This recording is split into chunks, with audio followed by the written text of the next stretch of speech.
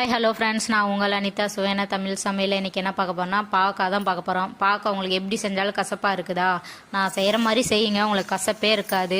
இன்னொரு பக்கம் பார்த்தீங்கன்னா பாவக்காவை எண்ணெய் ஊற்றி இந்த அளவுக்கு வதக்கி வச்சுக்கோங்க. இன்னொரு பக்கம் பார்த்தீங்கன்னா எண்ணெய் ஊற்றி கடுகு, கொஞ்சம் சீரகம், மிளகு வெடித்ததுக்கப்புறமா கொஞ்சம் பூண்டு, சின்ன வெங்காயம் போட்டு நல்லா வதக்கிக்கோங்க.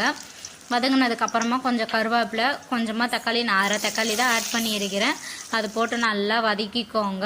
அதுக்கப்புறமேட்டு இந்த பக்கம் வதக்கி வச்சுருக்கோம் பார்த்தீங்களா பாவக்காய், அதையும் சேர்த்து உப்பு போட்டு நல்லா வதக்கிக்கோங்க. அதுவும் வதங்கினதுக்கப்புறமா கொஞ்சம் புளி தண்ணியை கரைச்சி வச்சுருக்கேன், அது ஊற்றிக்கலாம். ஊற்றி தேவையான அளவுக்கு பார்த்தீங்கன்னா மஞ்சத்தூள், குழம்பு மிளகாத்தூள், இது 2 தான் எடுத்திருக்கேன். இதை ஆட் பண்ணி நல்லா கொதிக்க விடுங்க. நல்லா கொதிஞ்சு அந்த பச்சை ஸ்மெல்லாம் போனதுக்கப்புறமா குழம்பு சுண்டி வரும். அந்த நேரத்தில் நீங்கள் தேங்காய் துருவி போட்டு எண்ணெய் பிரிஞ்சதுக்கப்புறம் இறக்குனீங்கன்னா சூப்பராக இருக்குங்க, கசப்பே இருக்காது. நீங்களும் வீட்டில் ட்ரை பண்ணிவிட்டு எப்படி இருக்குன்னு சொல்லி எனக்கு கமெண்ட் பண்ணுங்கள்.